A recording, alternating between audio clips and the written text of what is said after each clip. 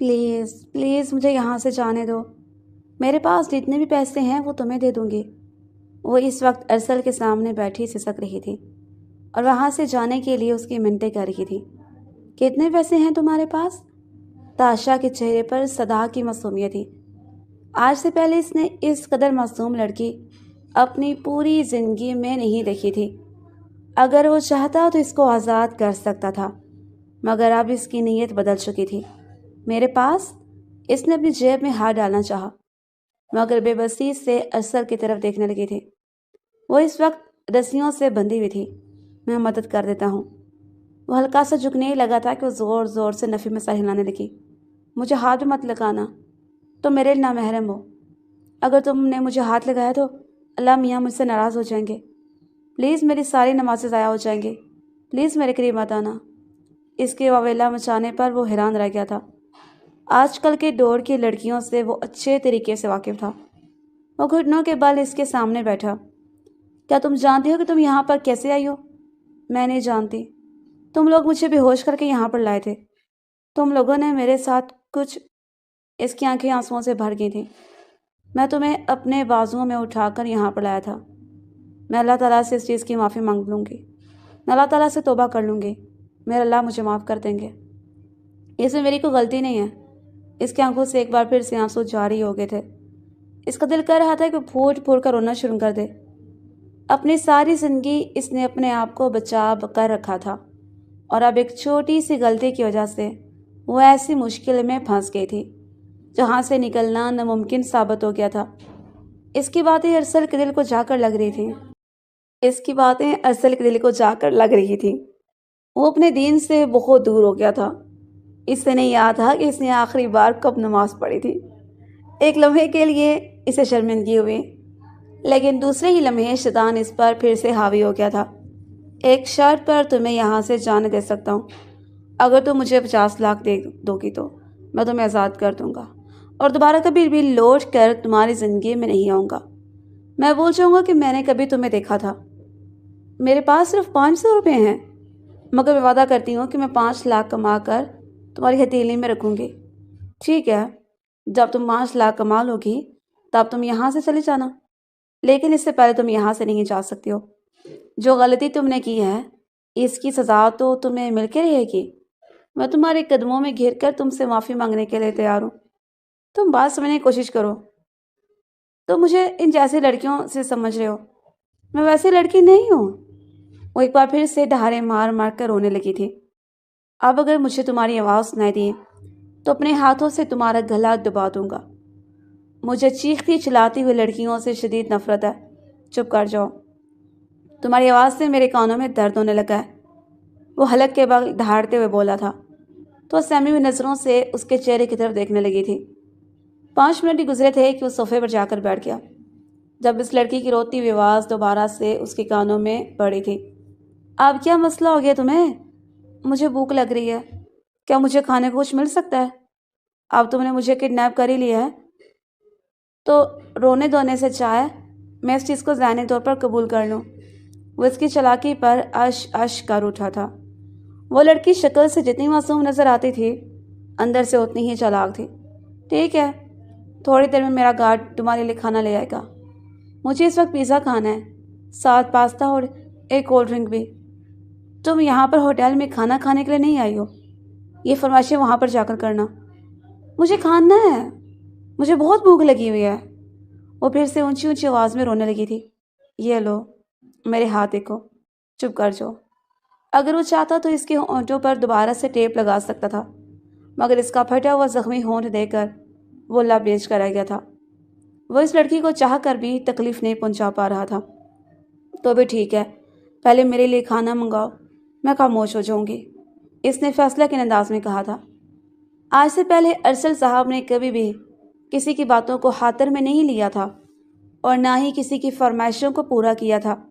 وہ بہت ضدی تھا، وہ چاہتا تھا کہ اس کی ساری ضدیں پوری ہوں، لیکن جب کوئی اس کے سامنے ضد کرتا تھا تو اس کا پارا غصے سے گھومنے لگتا تھا۔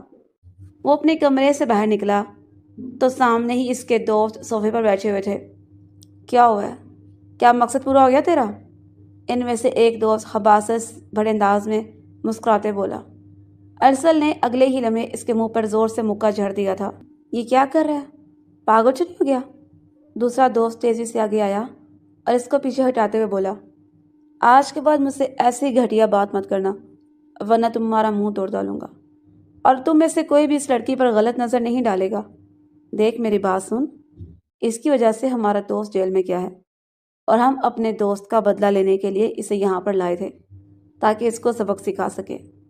میں تم لوگوں کو آخری وارننگ دے رہا ہوں، اب اگر تم میں سے کسی نے اس کی طرف غلط نگاہ سے دیکھا تو اس کو پہلے میرا سامنا کرنا ہوگا۔ کہیں ایسا تو نہیں کہ اس لڑکی کی خوبصورتی دیکھ کر تیرا دل پگھل گیا اور اب تو کسی اور کے ساتھ اس کو شیئر بھی نہیں کرنا چاہتا؟ وہ پھر سے حماد کو مارنے کے آگے بڑھا تھا کہ جمیل نے اسے پیچھے کی طرف دھکیل دیا۔ اصل یہ سب کچھ کیا ہے میں نہیں جانتا، اور اس لڑکی کا کوئی قصور نہیں ہے، وہ معصوم ہے۔ تمہیں اس بارے میں کیسے پتا؟ ابھی تھوڑی دیر پہلے ہی تو مجھے میرے گارڈ کی کال آئی تھی، ہم نے ایک غلط لڑکی کو اغوا کے لیا ہے۔ وہ عماد کو خونخوار نظروں سے گھور رہا تھا۔ جو پھر سے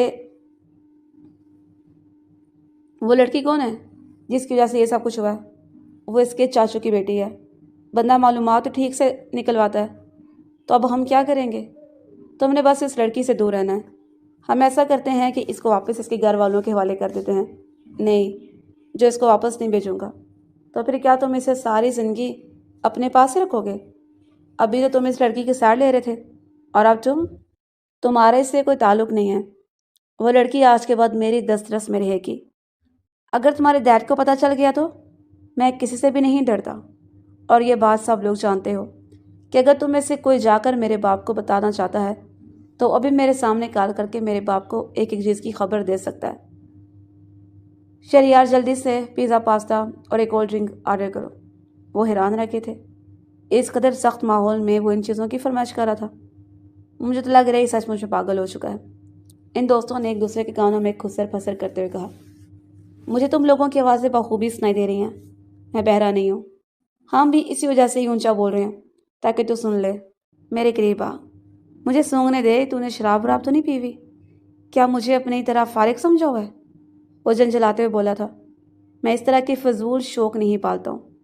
اس کی جھنجھلاہٹ اپنے عروج پر تھی، جبکہ اس کے دوست بھی اب دھنگ رہ گئے تھے، کیونکہ وہ شخص جو کبھی لڑکیوں کی طرف نگاہ اٹھا کر بھی نہیں دیکھنا تھا، جس کو لڑکیوں کے ساتھ سے کوفت محسوس ہوتی تھی، اور اگر کوئی لڑکی غلطی سے اسے بات کرنے کے لیے آ جاتی تو وہ یوں برتاؤ کرتا تھا جیسے اس نے کچھ سنا ہی نہ ہو۔ وہ بہت ہی زیادہ روڈ تھا، حد سے زیادہ مغرور بھی۔ پوری یونیورسٹی اسے خروس کہہ کر پکارتے تھے، لیکن اس کے باوجود بھی سب لڑکیاں اس پر مرتی تھیں، کیونکہ اس کی ڈیشنگ پرسنالٹی ہر کسی کو اپنا دیوانہ کر لینے کی صلاحیت رکھتی تھی۔ تھوڑی ہی دیر کے بعد فوڈ پانڈا آرڈر لے کر پہنچ گیا تھا۔ اب محترمہ کمرے میں بیٹھی پاستا کے ساتھ انصاف کر رہی تھی۔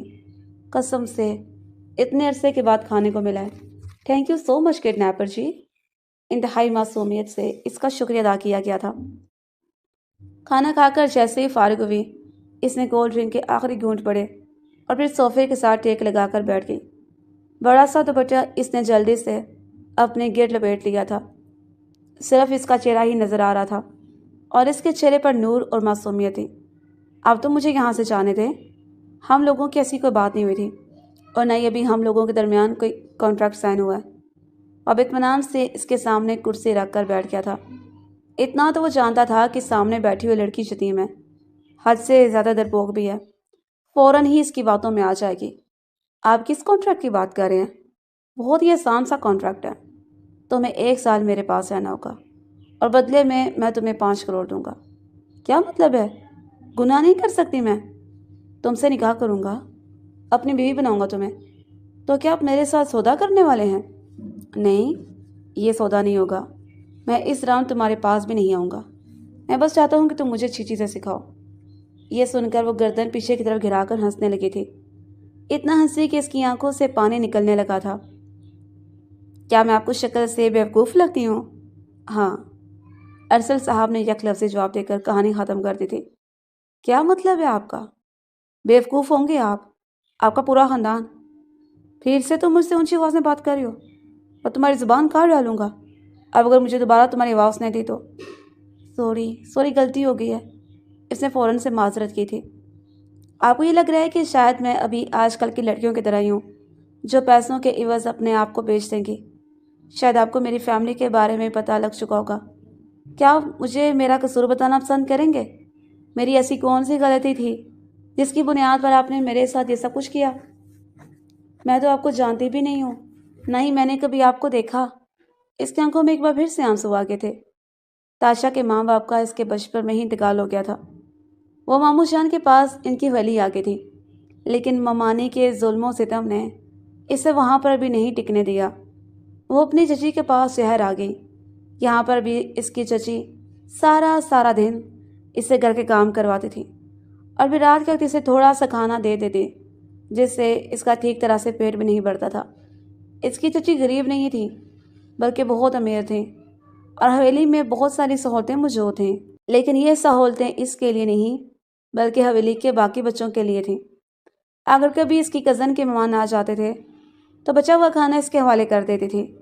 اس کے علاوہ اسے نہیں یاد تھا کہ اس نے کبھی ڈھنگ کا کچھ کھایا تھا۔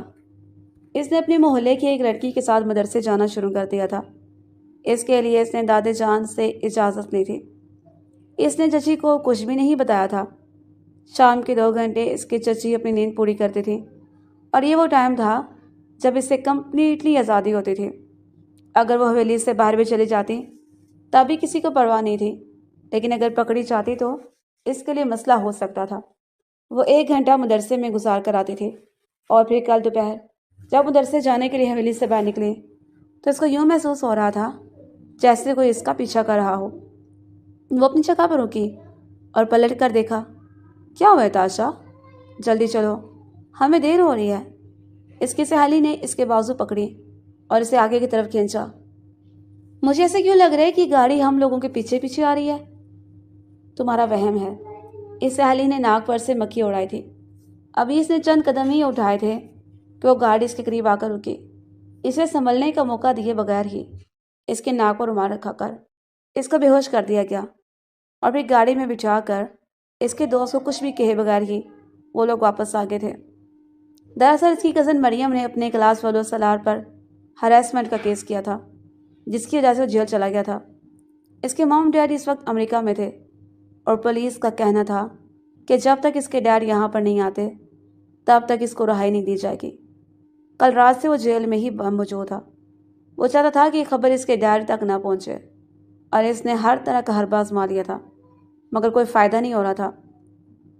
اب وہ چاہتا تھا کہ جس لڑکی نے اس پر کیس کیا تھا وہ لڑکی اپنا کیس واپس لے لے۔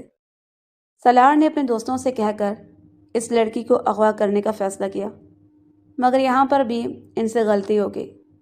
ارسل ایک بہت بڑے امیر گھرانے کا بگڑا ہوا لڑکا تھا جس کی زندگی میں عیاشی کے علاوہ کسی چیز کی کوئی اہمیت نہیں دی جاتی تھی۔ نت نئے ایڈونچر اس کی اپنی الگ سے دنیا تھی جس میں مگن رہتا تھا اور اس دنیا میں کسی کو بھی داخل ہونے کی اجازت نہیں تھی۔ زندگی کے ان 24 سالوں میں اس نے آج تک کبھی بھی کسی لڑکی کی ذات میں دلچسپی نہیں لی تھی۔ وہ لڑکیوں کو بے وفا سمجھتا تھا اور اس کے پیچھے بھی ایک وجہ تھی۔ اس کی امی جس سے اس نے سب سے زیادہ محبت کی تھی وہ اس کے بابا کو چھوڑ کر اپنے عاشق کے ساتھ بھاگ چکی تھی۔ اس دن کے بعد سے اور ذات پاک پر اعتبار ہی نہیں رہا تھا۔ اس کو لگتا تھا کہ ساری عورتیں ایک جیسی ہیں۔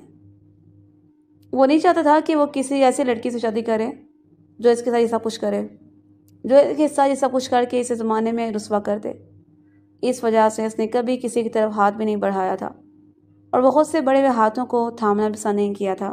ہاں تو بتاؤ مجھے، کیا تمہیں یہ منظور ہے؟ نہیں، مجھے یہ منظور نہیں ہے۔ پلیز مجھے واپس جانے دو، مجھے گھر جانا ہے۔ تمہاری چچی جان تمہاری شکل دیکھنے کے لیے بھی تیار نہیں ہے۔ ابھی تھوڑی دیر پہلے ہی میں نے ان کو کال کی تھی، انہوں نے میری ساری کہانی سمجھا دی ہے۔ کیا مطلب ہے؟ تم نے ان کو کیا بتایا؟ میں نے ان کو یہی بتایا ہے کہ میں نے غلطی سے آپ کی بھتیجی کو اغوا کر لیا ہے، جبکہ اصل میں نے آپ کی بیٹی کو اغوا کرنا تھا۔ وہ حیرت سے منہ کھولے اس کو دیکھنے لگی تھی۔ کیا تم نے یہی کہا؟ ہاں تو اس کے علاوہ میں نے کیا بتاتا؟ انہوں نے مجھے کہا ہے کہ اس فارغ عورت کو اپنے پاس رکھو، ہمیں اس کی ضرورت نہیں ہے۔ وہ کیا کہہ رہے تھے؟ ہماری طرف سے اسے کسی جہنم میں پھینک دو، لیکن اسے وہاں پر یہاں مت بھیجنا، کیونکہ یہاں پر اس کی زندگی جہنم سے بہتر ہوگی۔ پہلی بات تو یہ ہے کہ تمہارے چچا جان تمہیں قبول ہی نہیں کریں گے کہ گھر سے بھاگی ہوئی عورتوں کی کوئی عزت نہیں کرتا۔ یہ کہہ کر اس نے اپنی گردن جھکا لی تھی۔ یہ ایگزیکٹ وہی ورڈ تھے جو اس کی چچی جان نے کہے تھے۔ کوئی انسان اس قدر منہ پھٹ کیسے ہو سکتا ہے؟ وہ سوچ کر رہ گئی تھی۔ تو کیا اب مجھے 1 سال تمہارے ساتھ گزارنا ہوگا اور پھر 1 سال کے بعد کیا کرنا ہوگا؟ تمہیں 5 کروڑ دوں گا، تم اپنی مرضی کی زندگی گزارنا، جہاں جی چاہے جانا، بلکہ تمہارے لیے ایک اور آسانی پیدا کر دیتا ہوں، میں تمہیں امریکہ کا ویزا دوں گا۔ ویسے بھی یہاں پر تمہارے لیے کچھ بھی نہیں ہے، اور ایک سے ایک سوال میں تم مجھ سے کیا چاہتے ہو؟ کہیں ایسا تو نہیں کہ تم مجھے ٹیشو پیپر کی طرح استعمال کر کے پھینک دو گے؟ میں تمہارے قریب بھی نہیں آؤں گا، اس وقت تک نہیں آؤں گا جب تک تم مجھے اجازت نہیں دو گے، اور تمہیں کبھی بھی اجازت نہیں دوں گی کہ تم جیسے مردوں کے ساتھ گھر نہیں بسائے جا سکتے جنہوں نے زندگی کو ایڈونچر سمجھ لیا ہے۔ وہ نفرت سے سر جھٹکتے ہوئے بولی تھی اور پھر اپنا سر گھٹنوں میں رکھ کر پھوٹ پھوٹ کر رونے لگی تھی۔ وہ سمجھ نہیں پا رہی تھی کہ اس کی یہ زندگی مشکل تھی یا پھر وہ زندگی جو اس نے اپنے چچا کے گھر گزاری تھی۔ چھوٹی چھوٹی چیز کو ترستی رہی تھی۔ کبھی بھی اس نے نئے کپڑے نہیں پہنے تھے، ہمیشہ اسے اپنے چچا چاچی کے بچوں کا اترن پہننے کو ملتا تھا۔ وہ لب لنچے اس کو دیکھتا رہا۔ میں تھوڑی ہی دیر میں مولوی کا بندوبست کرتا ہوں، تم اپنے آپ کو ذہنی طور پر تیار کر لو، مجھے انکار سننے کی عادت نہیں ہے، اور اگر وہاں پر کسی قسم کا تماشا لگایا تو گلا دبا دوں گا تمہارا۔ دھمکی دیتا ہوا وہ وہاں سے جا چکا تھا۔ اس نے غصے سے کشن اٹھا کر دروازے کی طرف پھینکا، مگر وہ بند دروازے سے ٹکرا کر زمین پر گر گیا۔ اب غصے سے زور زور سے بچوں کی طرح ہاتھ پاؤں مارنے لگی تھی۔ جب وہ کمرے سے باہر نکلا تو اس کے لبوں پر ایک پراسرار سے مسکراہٹ پھیلی ہوئی تھی۔ تھوڑی ہی دیر پہلے اس نے ماریہ بیگم کو کال کی تھی، جو کہ تاشا کی چاچی تھی۔ اگر آپ چاہتے ہیں کہ آپ کی بیٹی ڈرگس کے کیس میں جیل نہ جائے تو اپنی بیٹی کو بولنے کو کیس واپس لے لے، ورنہ جو حشر آپ کی بیٹی کا ہوگا وہ سارا زمانہ دیکھے گا۔ یہ کہہ کر اس نے کال کاٹ دی تھی۔ وہ جانتا تھا کہ اس کا کام ہو جائے گا۔ سوال یہ پیدا ہوتا تھا کہ پھر اس نے اتنا بڑا کھیل کیوں کھیلا تھا؟ اگر وہ اتنی آسانی سے اپنا کام مکمل کر سکتا تھا تو پھر اس نے تاشا کو خواہ کیوں کیا تھا؟ اس کے بارے میں صرف ارسل صاحب ہی جانتے تھے۔ اس کے کسی بھی دوست کے وہ مغمم بھی نہیں تھا کہ وہ ان سب لوگوں کے ساتھ گیم کر چکا ہے۔ ہو گئی تم لوگوں کی محبت پوری؟ وہ باہر گیا تو حماد نے چلے اب ہم کیا کریں؟ سالار بیچارہ تو جیل میں پھنسا ہوا ہے، 2 ہی گھنٹے کے بعد وہ باہر آ جائے گا اور ہم لوگوں کے ساتھ ہی موجود ہوگا۔ تم اس کی ٹینشن نہ لو، تم لوگ میرے نکاح کی تیاریاں شروع کر دو۔ تم پاگل تو نہیں ہو گئے یار؟ یوں منہ اٹھا کر کسی بھی ایری گیری لڑکی سے شادی کیسے کر سکتے ہو؟ وہ ایری گیری نہیں بلکہ میری ہونے والی بیوی ہے، اور میں ہرگز برداشت نہیں کروں گا کہ تم میں سے کوئی بھی میری بیوی کے بارے میں غلط الفاظ استعمال کرے۔ وہ ان کو بہت کچھ سمجھا چکا تھا۔ وہاں پر بیٹھے ہوئے اس کے سارے دوست چپ کر گئے تھے۔ اگر تیری فیملی کو پتہ چل گیا تو بہت بڑا مسئلہ کھڑا ہو جائے گا۔ تیرے بابا تجھے جائیداد سے آ کر سکتے ہیں۔ وہ ایک بہت بڑے وڈیرے کا بیٹا تھا۔ ان کے گاؤں میں سرداری کا سسٹم تھا۔ ابھی تو اس کے بابا گاؤں کے سردار تھے، مگر وہ بھی بہت جلد سرداری کے منصب پر فائز ہونے والا تھا۔ ان دنوں اس کے بابا کسی کام کے سلسلے میں ملک سے باہر موجود تھے۔ اس کی امی جان کا اس کے بچپن میں انتقال ہو گیا تھا۔ حویلی میں دادی اور تایا کی فیملی تھی۔ اسے شہر آئے ہوئے تقریباً 5 مہینے گزر گئے تھے۔ اس دوران اس نے دادی سے بھی گن کر 3 بار بات کی تھی۔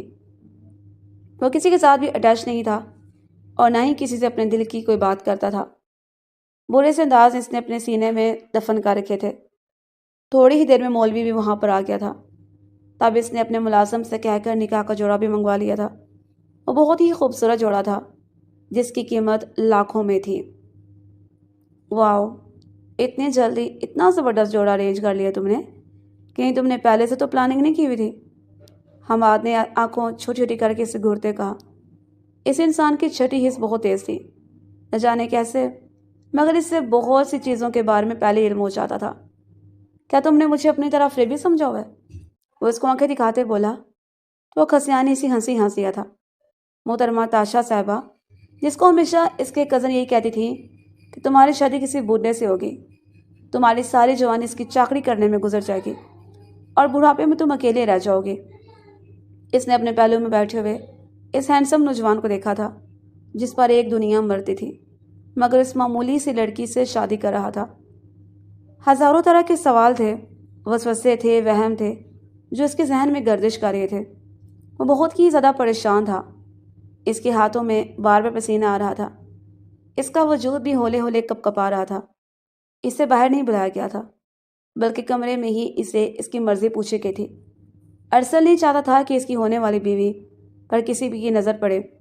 وہ اب اسے ساری دنیا سے چھپا کر رکھنا چاہتا تھا، صرف اور صرف اپنے سینے سے لگا کر۔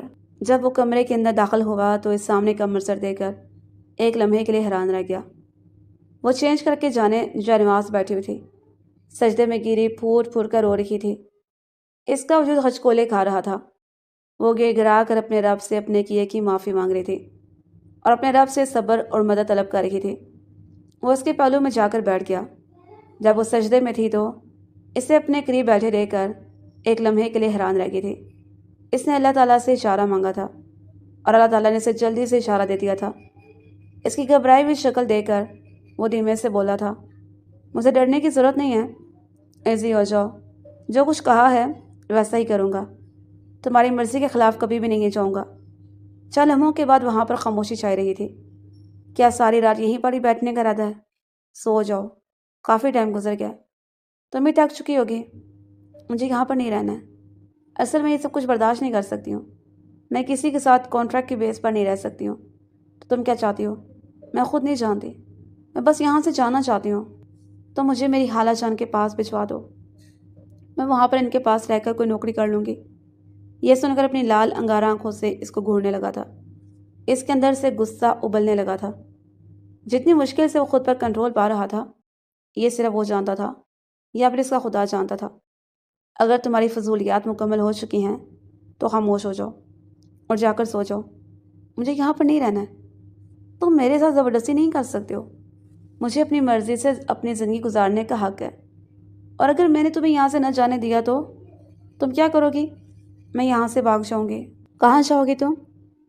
اسی چچا کے پاس جو تمہارے خون کا پیاسا بنا ہوا ہے، یا پھر اس خالہ کے پاس جس کا ایک شادی شدہ بیٹا ہے، جس کی نظر اتنی گندی ہے کہ اس کی بیوی اپنی بھتیجیوں کو بھی اپنے شوہر سے چھپا کر رکھتی ہے۔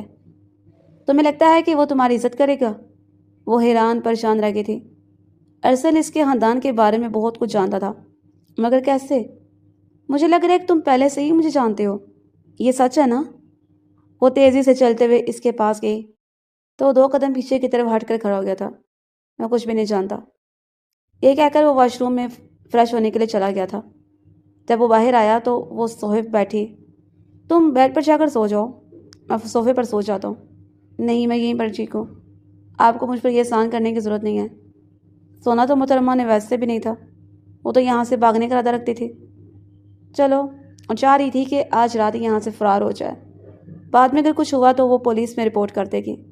جذبات میں اور خوف میں آ کر اس نے نکاح تو کر لیا تھا، لیکن اب وہ بہت ہی زیادہ گھبرائی ہوئی تھی۔ اسے لگ رہا تھا کہ وہ کسی بہت بڑی گینگ کا حصہ ہے جو کہ لڑکیوں کو آگے بیچ دیتے ہیں، یا پھر وہ آہستہ آہستہ کر کے اسے اپنی محبت میں گرفتار کرے گا۔ جب اسے عشق کرنے لگے گی تو وہ اس کو ساری دنیا کے سامنے تنہا چھوڑ دے گا اور اس کی محبت کا مذاق بنا کے رکھ دے گا۔ آج کل کے دور میں یہ کیسز بہت ہی عام تھے۔ اس کا دماغ بھی انہی چیزوں میں الجھا ہوا تھا، جبکہ ارسل کی ذہنیت سے مکمل طور پر انجان بیڈ پر نیم دراز ہو گیا تھا۔ شدید تھکا ہوا ہونے کی وجہ سے تھوڑی ہی دیر میں اس کی آنکھیں بند ہو گئی تھیں۔ اس کے ہراٹوں کی آواز کمرے میں گونجنے لگی تو وہ مزید تسلی کرنے کے بعد اٹھی اور اس کے سر پر جا کر کھڑی ہو گئی۔ زور زور سے اس کی آنکھوں کے سامنے ہاتھ مارے تھے۔ وہ اٹھا نہیں تھا، نہ ہی اس کی نے آنکھیں کھولی تھیں۔ شکر ہے، شیر سو گیا، اب آرام سے جا سکتی ہوں۔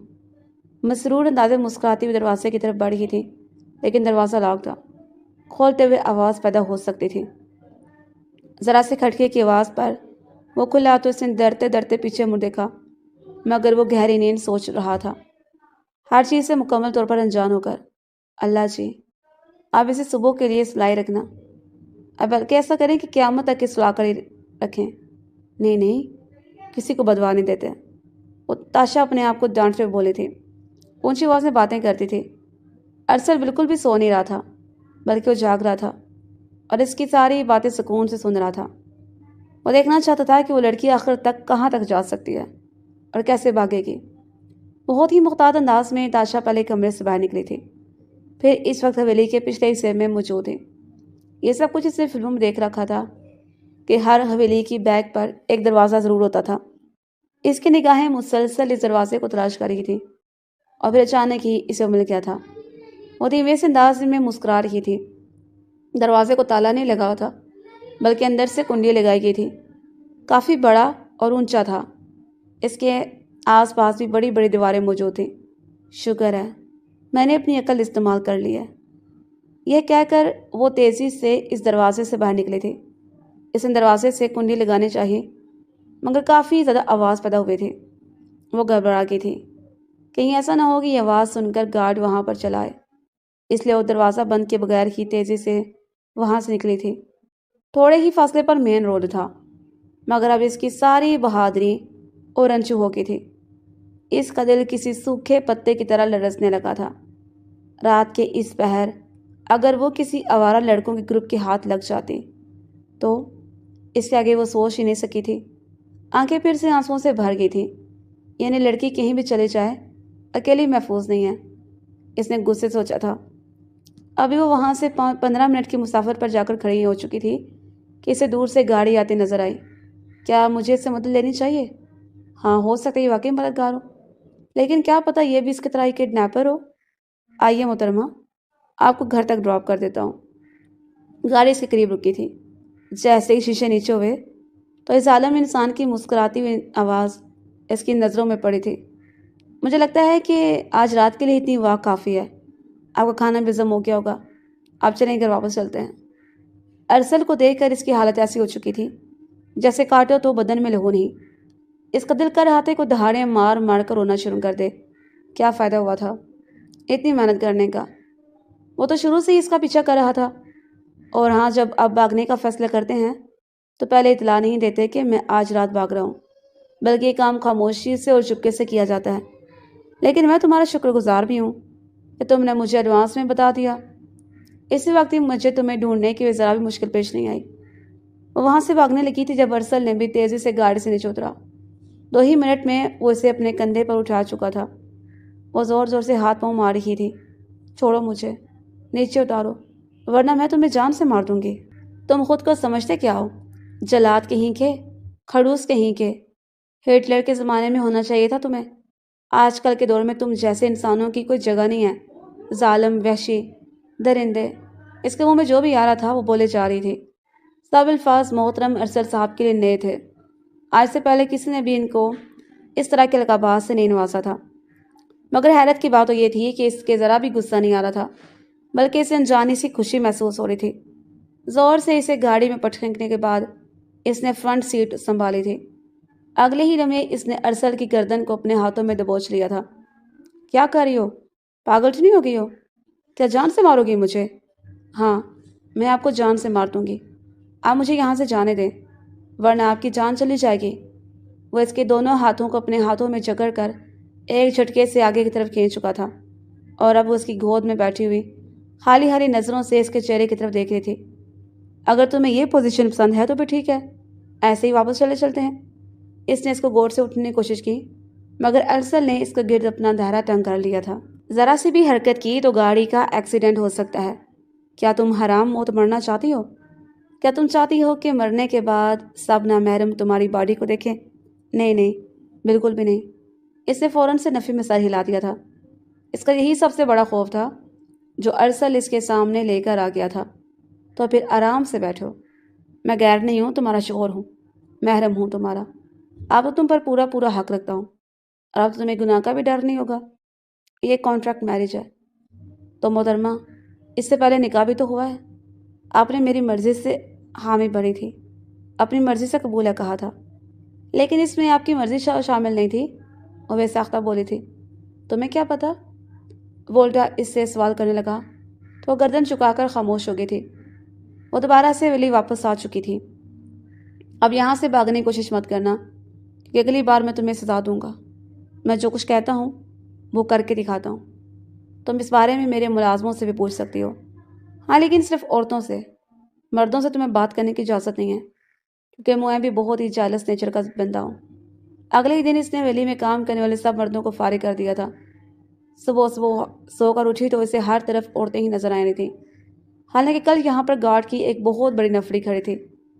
جب اس نے وہاں پر ایک ملازمہ سے سوال کیا تو وہ کہنے لگی صاحب جی نے تو انہیں یہاں سے نکال دیا ہے، اب وہ دوسرے فارم ہاؤس میں ہوتے ہیں۔ وہ یہ سب کچھ آپ کی وجہ سے کر رہے ہیں بیبی، وہ آپ سے بہت محبت کرتے ہیں۔ آپ کو پتہ ہے آج سے پہلے ہم نے کبھی بھی انہیں کسی عورت کے ساتھ نہیں دیکھا، حالانکہ وہ یہاں پر اکیلے ہوتے ہیں، چاہتے تو عیاشی کر سکتے تھے۔ بس زیادہ تعریفی کرنے کی ضرورت نہیں ہے، میں ایسے انسان کو بہت اچھے طریقے سے جانتی ہوں، وہ کتنے پانی میں ہے مجھے یہ بھی پتہ ہے، وہ ناک چڑھاتے ہوئے بولی تھی۔ اور ہاں، دوبارہ میرے سامنے اس کی تعریفیں مت کرنا، مجھے پسند نہیں ہے۔ بیگم صاحبہ جیسا آپ کہیں گے۔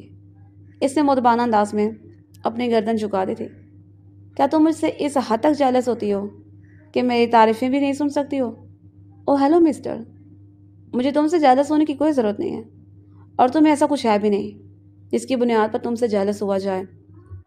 وہ آنکھیں گول گول گھماتے ہوئے بولی تھی۔ 2 دنوں سے اس نے ایک ہی کپڑے پہنے ہوئے تھے، اسے خود بھی الجھن ہونے لگی تھی۔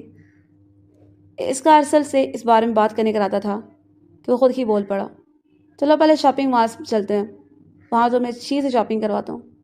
میں ان کپڑوں میں کیسے جاؤں گی؟ کیا ہوا ہے؟ کچھ بھی نہیں ان کپڑوں کو، تم بالکل پرفیکٹ نظر آ رہی ہو۔ وہ اس کے سادہ سے لباس کو پسندیدہ نظروں سے دیکھتے بولا تھا۔ ہمیشہ کی طرح اس نے پوری طرح سے اپنے آپ کو دوپٹے میں چھپایا ہوا تھا۔ اسے لگ رہا تھا کہ ارسل اسے دوپٹہ اتارنے کو کہے گا کہ وہ خود بہت ہی زیادہ ماڈرن ہے، لیکن ایسا کچھ بھی نہیں ہوا تھا۔ وہ اسے اسی حالت میں وہاں پر لے کر گیا تھا۔ راستے میں محترمہ کو ایک ماسک بھی لے کر دیا۔ اگر پردہ کرتی ہو تو پورا کیا کرو۔ وہ حیران رہ گئی تھی۔ تم تو کچھ زیادہ فری ہو رہے ہو میرے ساتھ، اسے دانت پیستے ہوئے کہا۔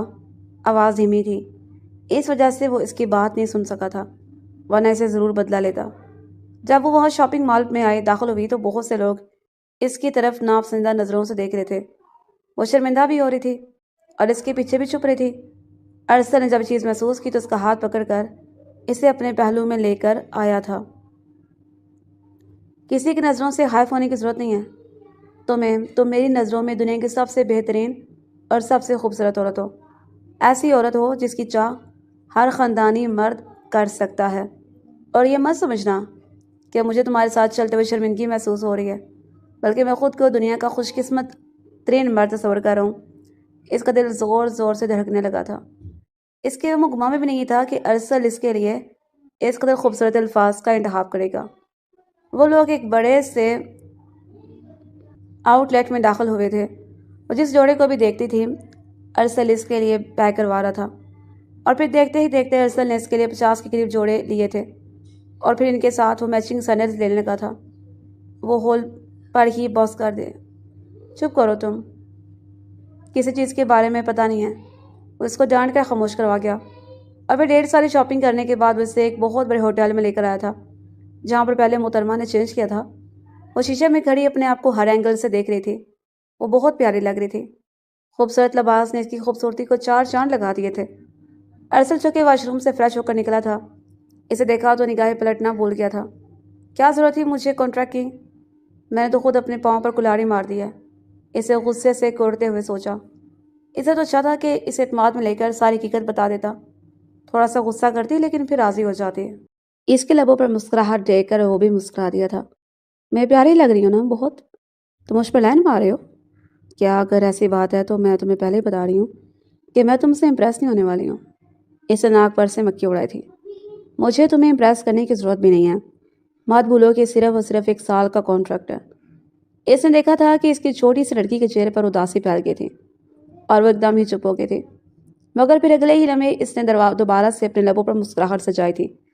فی الحال تو مجھے بھوک لگ رہی ہے، مجھے اس چیز کی جگہ پر کھانا کھانے لے کر چلو۔ وہ لوگ اس وقت 5 اسٹار ہوٹل میں موجود ہیں، مجھے ان چیزوں سے کھانا نہیں آتا۔ اس نے کانٹے چمچ کو دے کر انتہائی معصومیت سے کہا تھا، میں تمہیں کھانا سکھا دوں گا، کوئی مسئلہ نہیں ہے۔ اور پھر وہ اسے بہت ہی پیار سے سمجھا رہا تھا۔ اس کے پاس بیٹھے ہوئے کچھ کپلز کی نظر جب ان پر پڑی تو کھل کر مسکرا دیے تھے۔ ان دونوں کی جوڑی پرفیکٹ لگ رہی تھی۔ صاف ظاہر ہو رہا تھا کہ لڑکا اپنی عورت سے بہت محبت کرتا ہے، کیونکہ جس انداز میں اس چھوٹی سی لڑکی کو دیکھ رہا تھا وہ انداز بہت ہی خوبصورت اور انوکھا تھا۔ واپسی پر وہ آئس کریم کھانے کے لیے بھی گئے تھے۔ جب وہ رات کے وقت حویلی کے اندر داخل ہوئی تو بہت ہی زیادہ ایکسائٹڈ تھی اور حد سے زیادہ تھکی ہوئی بھی تھی۔ جیسے ہی بیڈ پر لیٹی تو گہری نیند سو گئی۔ آج اس نے صوفے پر سونے کی بھی ضد نہیں کی تھی کیونکہ اسے ایک آرام دہ بستر چاہیے تھا۔ وہ سوئی ہوئی تھی جب اس کے سرہانے بیٹھا، اس کے بالوں میں انگلیاں پھیر رہا تھا اور اس کے چہرے کو غور سے دیکھ رہا تھا۔ آج سے 3 سال پہلے، ہاں 3 سال پہلے ہی وہ ڈری ڈری لائبریری میں داخل ہوئی تھی۔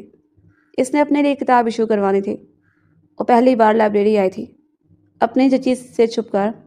اسے ڈر لگ رہا تھا کہیں ایسا نہ ہو کہ اس کی کزن وہاں پر چلی آئے، اور اگر اس کی کزن اسے دیکھ لیتی تو پھر مسئلہ ہو جاتا۔ اسے ناولس پڑھنے کا بہت شوق تھا۔ ارسل نے صرف ایک نظر اس کو دیکھا تھا، ایک ہی نظر میں اس کو پسند کر بیٹھا۔ اس کے بعد کوئی بھی عورت اس کی آنکھوں میں نہیں بائی تھی۔